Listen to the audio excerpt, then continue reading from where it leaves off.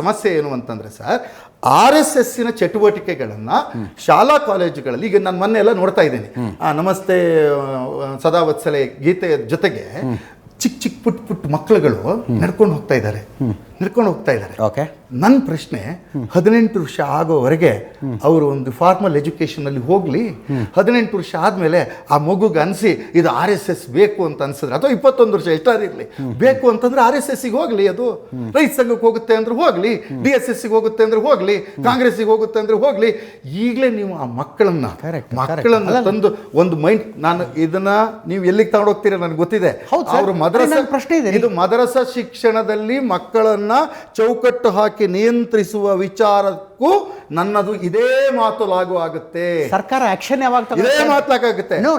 ನಿಮ್ಮ ಅಭಿಪ್ರಾಯ ಅಲ್ಲ, ಸರ್ಕಾರ ಆಕ್ಷನ್ ತಗೋಬೇಕು. ಯಾವಾಗ ಆಕ್ಷನ್ ತಗೊಳತ್ತಂದ್ರೆ, ಈ ರೀತಿ ಬಡಿಗೆ ಹಿಡ್ಕೊಂಡು ತಲವಾರ್ ಹಿಡ್ಕೊಂಡು ಸಾರ್ವಜನಿಕವಾಗಿ ನಡೆದಾಗ ಅಲ್ಲೂ ಸಹಿತ ಇದೇ ಆಕ್ಷನ್ ಅನ್ನ.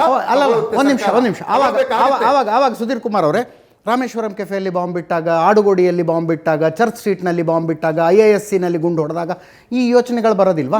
ಎಲ್ಲಿಂದ ಬಂತು ಈ ಥಾಟ್ ಅನ್ನೋ ಯೋಚನೆ ಬರೋದಿಲ್ವಾ?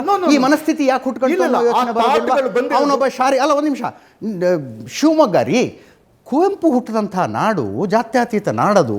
ಯಾವನೋ ಅಲ್ಲಿಯ ತುಂಗಾ ತೀರದಲ್ಲಿ ಬಾಂಬ್ ಟೆಸ್ಟ್ಗಳಾಗ್ತವೆ. ಶಾರಿಕ್ ಅನ್ನುವ ಹುಡುಗ ಅಲ್ಲೊಂದು 3-4 ಜನ ಹೋಗಿ ಪಾಕಿಸ್ತಾನದಲ್ಲಿ ಕೂತ್ಕೊಂಡಿದ್ದಾರೆ. ಅವ್ನು ಕುಕ್ಕರ್ನಲ್ಲಿ ತಗೊಂಡು ಹೋಗ್ತಿರುವಾಗ ಬ್ಲಾಸ್ಟ್ ಆಗಿ ಆತ ಸಿಕ್ಕಾಕೊಳ್ತಾನೆ.